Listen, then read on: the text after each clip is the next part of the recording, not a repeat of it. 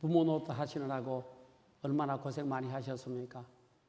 우리 모든 어머니나 아버지들이 정말 어릴 때 자녀들 키울 때 보면 내가 못 먹고 굶고서라도 자식 입에 좋은 거 넣어주려고 애를 쓰셨고 내 자식만큼은 다른 자식 못지않게 그렇게 키우려고 참 애쓰신 분들이 바로 우리 어머님이고 아버님이신 줄로 믿습니다. 이 세상에서 우리가 살면서요, 내가 성공하고 출세하고 잘 되었을 때 조금도 시기심 없이 정말 나를 축하해주고 좋아하고 축복해줄 사람은 사실 우리 부모님입니다. 형제가 아니라도요, 형이 출세하고 잘 되면 동생들이 조금 시기심이 있습니다. 우리 성도님, 제가 만약에 어제 로또 복권을 샀는데 1등이 돼서 30억을 탔으면 우리 성도들 마음속에 정말 진심으로 축하해 줄 사람도 있겠지만 그거 내가 탔으면 좋을 텐데 하고 조금 이렇게 배가 아프신 분도 아마 계실 것이라고 생각합니다. 정말 내가 성공했을 때, 내가 잘 되었을 때 조금도 시기하지 않고 나를 축복해 주고 정말 축하해 줄 사람은 내 어머니고 내 아버지인 줄로 믿습니다. 어느 한 설문지에서요, 젊은 부모에 대한 그 몰래카메라를 설치해 놓고 설문을 했는데요. 첫 번째 질문이 자녀와 하루에 몇 시간을 보내느냐, 이 젊은 아버지에게 그 설문조사를 했더니 아버지들 나름대로 자신있게 당당하게 몇 시간 보낸다 이렇게 기록을 했고요. 두 번째 설문지 속에는 자녀가 좋아하는 음식이 뭐냐 그렇게 물었더니 아버지들 대부분이 적었다는 겁니다. 우리 자녀는 피자를 좋아하고 초콜릿을 좋아하고 뭐 떡볶이를 좋아하고 다 적었고요. 그 세 번째 묻습니다. 자녀의 사진은 지갑에 넣고 다니느냐 그랬더니 대부분의 아버지가 자녀 사진을 지갑 속에 넣고 다니는데 저도 제 지갑에 제 딸 사진이 있습니다. 그리고 네 번째 마지막 질문에게 자녀에게 하루에 용돈을 얼마나 주느냐, 어떤 분은 5,000원 주고 어떤 분은 10,000원을 주고 대부분 자녀에게 용돈을 많이 준다고 대답을 했습니다. 그리고 난 뒤에 이번에는 질문 내용을 바꿔가지고 이 자녀를 전부 부모로 바꿨습니다. 그래서 부모와 하루에 몇 시간 보내느냐. 그러니까 잘 못 쓰는 거예요. 부모가 좋아하는 음식이 뭐냐. 그랬더니 잘 모르는 거예요. 과거에는 어떤 음식을 좋아했는데 지금은 잘 모르겠다는 거예요. 부모의 사진 지갑에 넣고 다니는 분 한번 손들으라 그랬더니 부모 사진은 아무도 안 넣고 다니는 거예요. 부모에게 하루에 용돈을 얼마나 주냐. 매일 주지는 않고 한 달에 생각날 때마다 조금씩 준다는 이제 그런 대답을 했다는 겁니다. 우리가 오늘이 어버이 주일인데요. 우리가 어버이 주일날은 오늘 하루만이라도 어머니에게 효도를 하라 그런 의미가 사실은 아닙니다. 1년 내내 부모에게 효도를 하는데 오늘은 특별히 더 잘하라는 그런 의미로 어버이날, 어버이 주일을 정한 줄로 믿습니다. 우리가 세상 사람들도 물론 부모에게 효도를 해야 되지만 우리 예수 믿는 사람, 특히 성도들이 부모에게 효도하는 부분들은 성경에서 굉장히 강조하고 있는 부분 중에 한 부분입니다.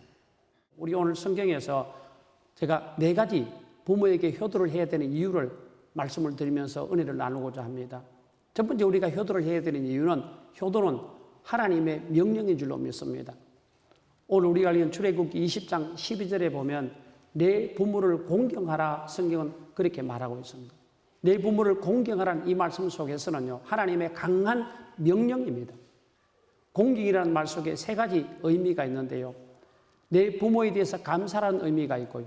내 부모에게 순종하라는 의미가 있고 내 부모를 부양하라. 부모가 연세가 많으셨을 때에 내 부모에게 경제적으로 뒷바라지하고 부양하라는 그런 의미가 함께 포함이 되어 있습니다.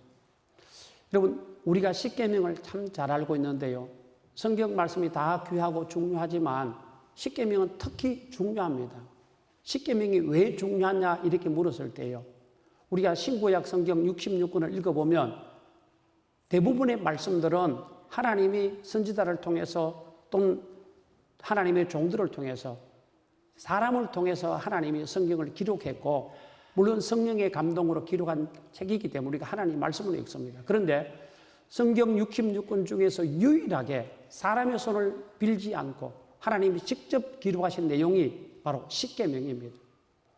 그래서 출애굽기 24장 12절에 보면 이렇게 기록합니다. 내가 그들을 가르치도록 내가 율법과 계명을 친히 기록한 돌판을 내게 주리라. 하나님 직접 친히 기록한 돌판을 주는데 그게 십계명이고요. 신명기 9장 10절에 보면 여호와께서 두 돌판을 내게 주셨나니 그 돌판의 글은 하나님이 손으로 기록하신 것이요. 성경은 그렇게 말하고 있습니다. 오늘 성경에서 하나님이 주신 이 십계명은 하나님이 직접 친히 기록하셨다는 겁니다. 사람을 통해서 십계명을 쓸 수도 있지만 사람들은 혹시라도 자기 생각을 첨가해서 잘못 오류로 기록할까 봐 하나님 친필로 직접 하나님의 손으로 기록한 내용이 십계명입니다. 십계명 내용 잘 아시죠? 1계명부터 4계명까지 하나님에 대한 기록이 나옵니다. 하나님을 섬기고 우상을 섬기지 말고 안식일을 기억하여 그날을 거룩히 지키고 하나님 이름을 망령되이 일컫지 말라. 그렇게 하나님에 대한 계명이 나오고요. 5계명부터 10계명까지 아시는 대로 사람에 대한 계명인데요. 계명이 올라가면 올라갈수록 강하고 중요한 것이고요. 내려가면 내려갈수록 조금 약합니다. 아시는 대로 10계명 중에서 10번째가 뭐지요?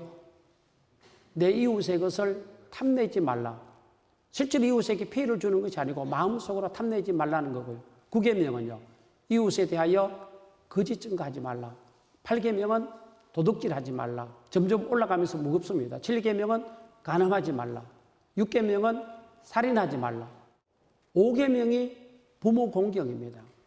여러분 우리가 부모 공경 안 했다고 형사처벌 받지 않습니다만은 그러나 사람을 죽인 살인을 하면 형사처벌 받습니다. 부모 공경보다 살인이 훨씬 더 무거운 죄고 중한 죄임에도 불구하고 하나님은 하나님이 친히 기록하신 이 십계명 속에서 부모 공경을 살인 위에 놓습니다. 아까 말씀드린 대로 이 십계명은 사람이 모세가 기록한 것이 아니고 하나님이 친필로 기록하셨는데 부모 공경을 그만큼 아주 중요한 위치에 사람에 대한 계명 중에 가장 첫 번째를 부모 계명으로 하나님은 그렇게 기록해 놓고 있습니다. 성경에 보면요. 하나님이 공경하라는 명령이 구약 성경에 5번이 나오는데요. 하나님에 대한 공경이 3번 나오고요. 부모에 대한 공경이 2번 나옵니다. 이것 외에 하나님이 공경하라는 명령이 더 이상 없습니다. 하나님을 공경하는 것하고 부모를 공경하는 것하고 이 동일한 위치에 하나님을 두고 있습니다. 자, 이게 십계명인데요. 우선 제가 레위기 24장 16절 말씀을 한번 읽어드리겠습니다. 자, 여호와의 이름을 모독하면 그를 반드시 죽일지니 온 회중이 돌로 그를 칠 것이니라. 그리움인이든지 본토인이든지 여호와의 이름을 모독하면 그를 죽일지니라. 그렇게 말합니다. 하나님을 향해서 모독하는 사람은 살인죄에 해당됩니다. 자, 그런데요. 그 다음에 보면은 출애굽기 21장 15절과 17절에 보면 자기 아버지나 어머니를 치는 자는 반드시 죽일지니라. 자기의 아버지나 어머니를 저주하는 자는 반드시 죽일지니라. 성경은 그렇게 말씀하고 있습니다. 이 말씀 속에서 하나님을 모독하는 사람하고 부모를 모독하는 사람을 동일한 처벌로 동일한 사형으로 그렇게 다루고 있습니다. 그러니까 우리가 하나님을 모독하고 하나님을 경외하지 않는 죄가 굉장히 큰 죄임에도 불구하고 하나님은 부모를 동일한 대상에 놓고 부모에게 모독하거나 부모를 저주하거나 부모를 치는 자는 반드시 사형시킬 것이다. 그렇게 말하고요. 그 다음에요. 좀 깁니다만 신명기 17장 3절부터 7절 말씀에 이렇게 기록합니다.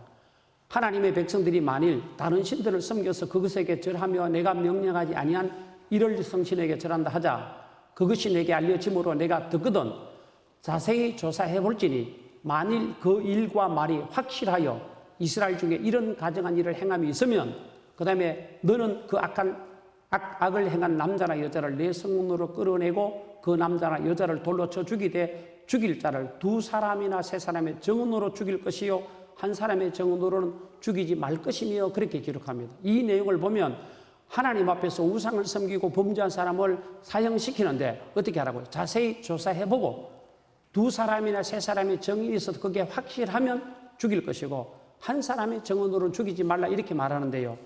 여기하고 대조해가지고요. 신명기 21장에 보면 부모에게 불효한 사람을 죽이는 내용은 이렇게 말합니다. 사람에게 완악하고 패역한 아들이 있어 그의 아버지의 말이나 그 어머니의 말을 순종하지 아니하고 부모가 징계하여도 순종하지 아니하거든 그의 부모가 그를 끌고 성문에 이르러 그 성읍 장로들에게 나가서 그 성읍 장로들에게 말하기를 우리의 이 자식은 완악하고 패역하여 우리 말을 듣지 아니하고 방탕하며 술에 잠긴 자라 하면 그러면 그 성읍의 모든 사람들이 그를 돌로 쳐 죽일지니 그렇게 말합니다. 자, 이 말씀 속에서는요.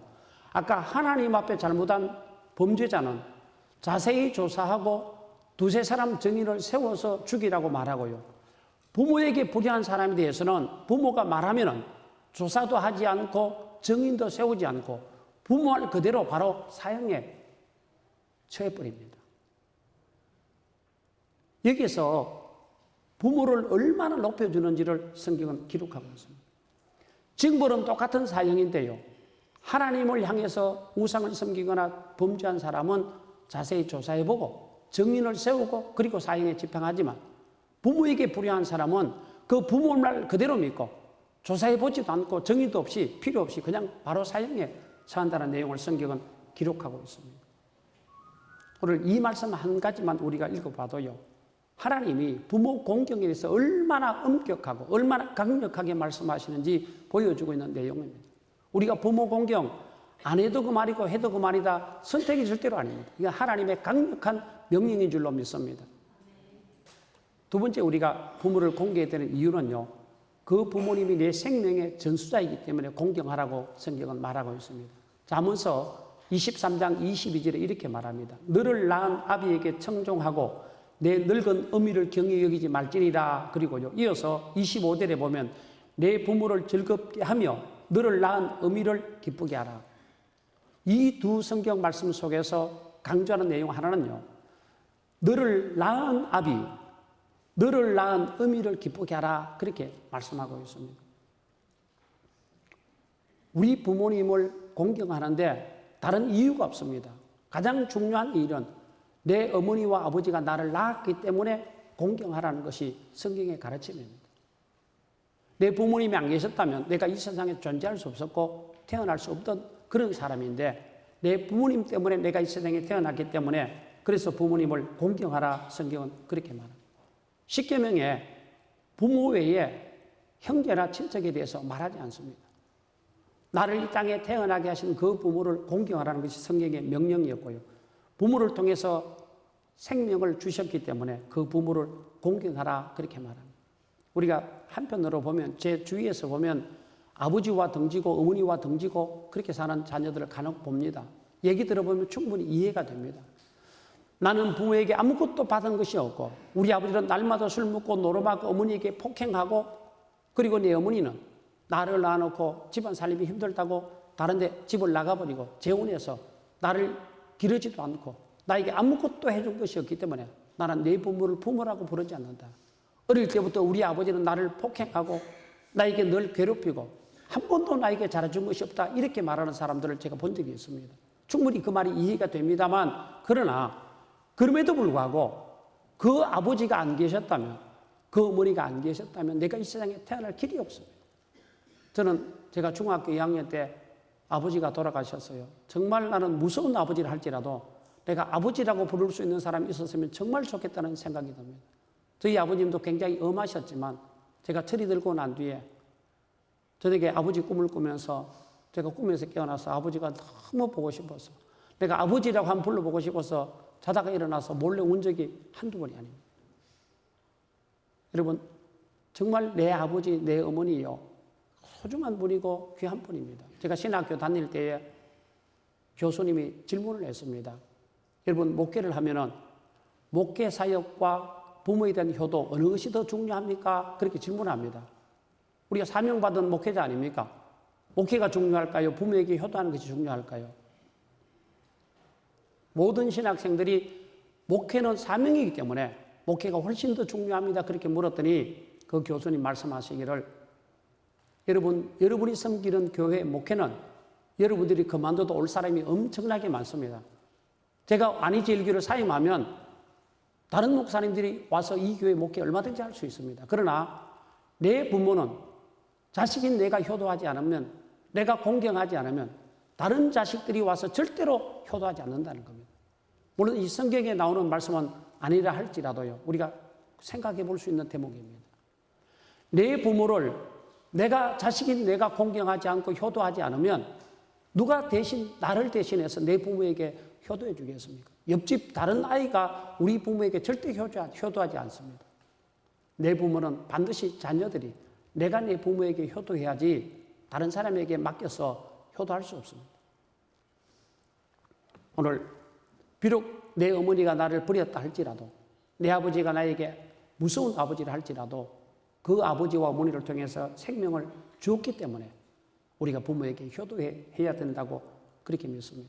부모가 무엇을 해주어서가 아니라 나를 낳아주셨기 때문에 내가 부모에게 효도하고 공경해야 되는 줄로 믿습니다. 오늘 저와 우리 모든 성도님들은 하늘에서 떨어진 것이 아니고요, 부모를 통해서, 어머니와 아버지를 통해서 이 땅에 태어난 줄로 믿습니다.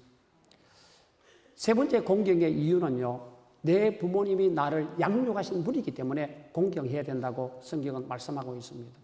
이사야 49장 15절에 이렇게 말합니다. 여인이 어찌 그 젖먹는 자식을 잊겠으며 자기 태에서 난 아들을 긍휼히 여기지 않겠느냐.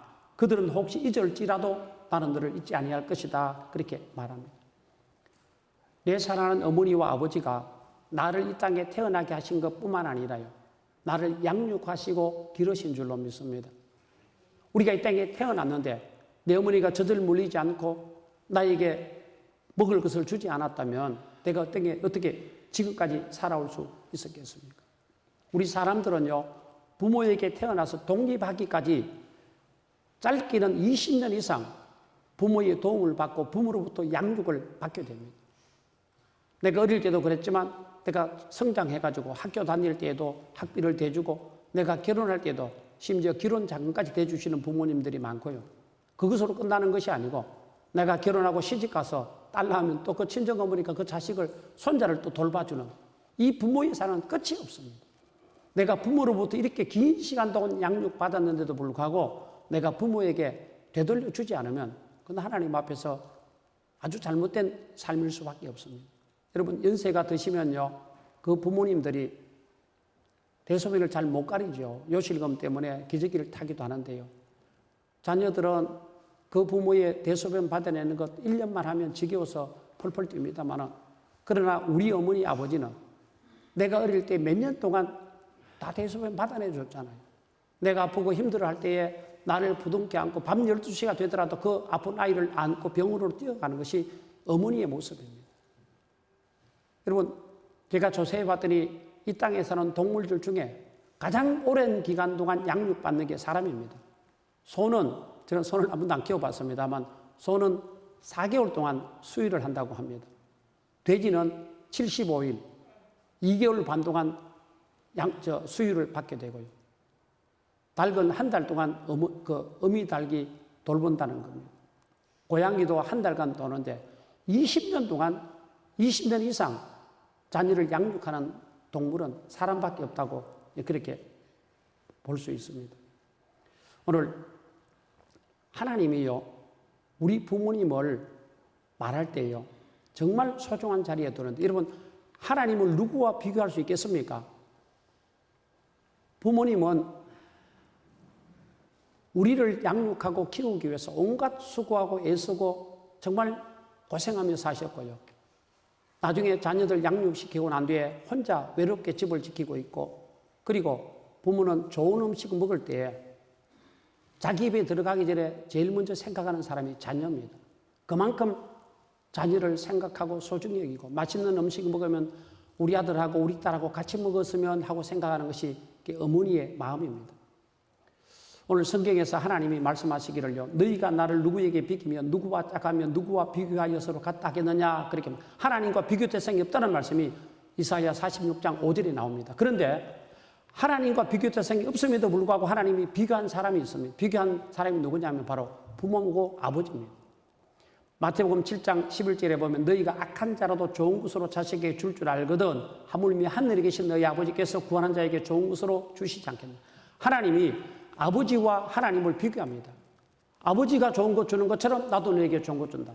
아까 우리가 앞에서 읽은 것처럼 이사야 49장 15절 말씀 속에서 젖을 먹이는 어머니가 자식을 어찌 있겠느냐. 어머니와 하나님을 비교하면서 나도 너희를 잊지 않겠다. 너희 어머니가 잊을지라도 나는 너희를 잊지 않겠다. 어머니와 하나님을 비교하고 아버지와 하나님을 비교하고 있는 겁니다. 그러니까 그만큼 하나님은 오늘 우리 부모님은 겉으로 어떻게 엄격하게 대하셨든지 간에 그 부모의 마음속에는 자식을 향한 깊은 사랑이 있고요. 자식을 사랑으로 그렇게 양육하신 분인 줄로 믿습니다. 마지막 네 번째, 성경에서는 부모 공경하는 것이 하나님의 축복의 약속의 말씀이라고 기록하고 있는데요. 에베소서 6장 1절부터 3절 말씀 우리가 너무나 잘 아는 말씀입니다. 자녀들아 주 안에서 너희 부모에게 순종하라. 이것이 옳으니라.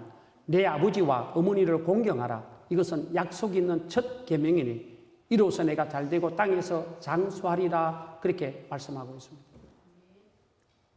하나님이 우리가 부모님을 잘 섬기도록 하기 위해서 부모를 공경하라고 말씀하셨지만 우리가 부모를 공경 잘하지 못하고 살고 있습니다.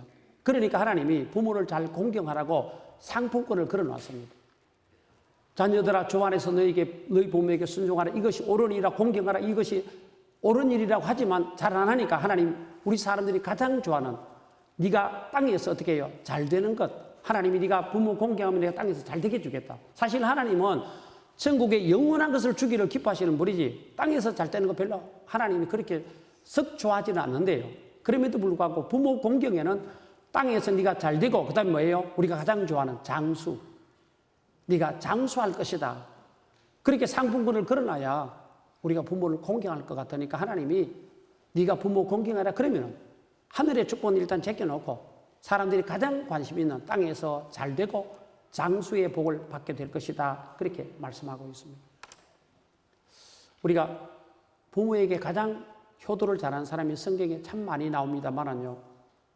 창세기 47장 30절에 보면 이렇게 기록합니다. 내가 조상들과 함께 눕거든 너는 나를 애굽에서 메어다가 조상의 묘지에 장사하라. 요셉이 이르되 내가 아버지의 말씀대로 행하리이다. 요셉이 자기 아버지 야곱의 유언을 듣고 내가 아버지의 말씀 그대로 행하겠습니다. 그렇게 아버지에게 순종을 잘하는데요. 요셉이 아버지에게 효를 다했는데 요셉이 결국 어떻게 됩니까? 애굽의 총리가 되고 하나님의 큰 복을 받는 그런 사람이 되었고요. 그 다음에 하나님이 레갑 족속에게 주시는 약속의 말씀은 예레미야 35장 19절에 이렇게 기록합니다. 그러므로 만군의 여호와 이스라엘의 하나님께서 이와 같이 말씀하시니라. 레갑의 아들 요나답에게서 내 앞에 설 사람이 영원히 끊어지지 아니하리라 하시니라. 여러분 레갑 족속 아시잖아요. 레갑이 자기 자녀들에게 후손들에게 여러 가지 유언을 하죠. 땅도 사지 말고 술도 마시지 말고 여러 가지 유언하는데 레갑 족속들은 일평생 그 자녀 자자손손 술을 안 마십니다. 그리고 유목민으로 살아갑니다. 하나님이 그게 너무 부러워가지고 하나님 백성들에게 그렇게 말씀하셔요. 너희가 레갑 족속들을 보느냐. 자기 조상의 말이라도 저렇게 지키는데 너희는 왜 내 말을 듣지 않느냐. 하나님이 안타까워서 그런 말씀을 하시고 있습니다. 그래서 레갑 족속들이 하나님 말씀도 아닌 자기 조상의 말을 순종하고 자기 부모의 말을 순종했기 때문에 하나님 뭐라고 말씀하십니까? 영원히 끊어지지 아니할 것이다. 그 후손들에게 그렇게 복을 주시고 있습니다. 성경에서 가장 불효막심한 놈을 한 놈 찾으라 그러면 어떤 사람일까요? 예, 압살롬입니다. 오늘 사무엘 하에서 이렇게 기록합니다. 그 아들 압살롬이 아버지 다윗을 배반해가지고 왕자를 빼앗고 자기 아버지 첩을 백주대낮에 강간하고 아버지가 온갖 몹쓸 짓하고 그 아버지가 아들의 반란 때문에 맨발로 울면서 그렇게 피난을 갔던 그 아버지가 아들이 죽고 난 뒤에 이렇게 기록합니다. 자기 아버지 다윗이 자기 아들 압살롬이 죽고 난 뒤에 왕의 마음이 심히 아파 문 위층으로 올라가서 우니라. 그가 올라갈 때 말하기를 내 아들 압살롬아 내 아들 압살롬아 차라리 내가 너를 대신하여 죽었다면 압살롬 내 아들 내 아들아 내 아들아 하더라. 이게 아버지의 마음입니다. 아들이 반란을 일으켜가지고 자기를 죽이려고 군사들을 보내고 자기를 추격하고 다윗의 첩을 대낮에 강간하고 이렇게 온갖 못된 짓 다한 이 압살롬이 죽었는데 그 죽은 아들 때문에 통곡을 하고 울면서 차라리 네 대신 내가 죽었으면 좋았을 것을 그렇게 우는 이 아버지의 마음이 성경에 기록되어 있습니다. 오늘 어버이 주일을 맞아서 우리가 다시 한번 하나님 앞에서 내가 부모에 대해서 어떤 마음과 어떤 생각을 가지고 있는지 다시 한번 부모님을 생각하고 오늘 하나님의 명령을 우리가 마음속에 새기면서요. 제가 시간이 가서 말씀을 마치겠습니다만 오늘 하나님은 내 부모를 공경하라는 아주 강력한 명령을 우리에게 명하고 있습니다. 이 하나님 명령에 순종하시고 오늘 한 주간뿐만 아니라 1년 내내 평생 동안 내가 부모를 생각하고 부모에게 효를 다하는 저와 우리 성도님들이 되시기를 바랍니다.